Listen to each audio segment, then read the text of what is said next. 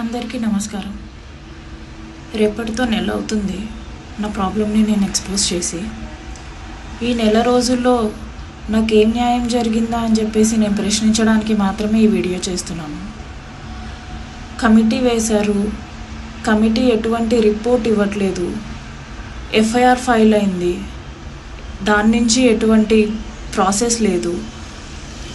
నా మీద FIR file అయింది, దాని మీద కూడా ఎటువంటి ప్రాసెస్ లేదు. రూలింగ్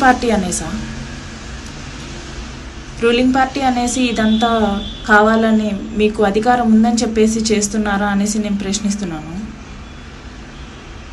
ఒక అమ్మాయికి అన్యాయం జరిగింది అని చెప్పేసి నోరు తెరిచి అడుగుతుంటే, నోరు తెరిచి న్యాయం చేయండి అంటుంటే ఒక్కడు ముందుకు రావట్లేదా? అంటే ఇంక అన్యాయం జరిగినట్టేనా? నువ్వేంటి పార్టీకి సంబంధం లేదంటున్నావు కదా, ఇప్పుడు పార్టీని ఎందుకు ఇన్వాల్వ్ చేస్తున్నావు అనేసి అంటున్నారు. పార్టీకి సంబంధం లేదు సరే, అసలు ఆ పార్టీ అనేదే లేకపోతే శ్రీధర్ అనేవాడు లేడు కదా. అసలు ఆ శ్రీధర్ అనేవాడు బయట ప్రపంచానికే తెలియదు కదా. నువ్విచ్చిన అధికారంతోనే కదా శ్రీధర్ అనేవాడు ఇంత దారుణానికి ఒడిగట్టింది. లేకపోతే శ్రీధర్ అనేవాడు నాకెవరో తెలియదు కదా.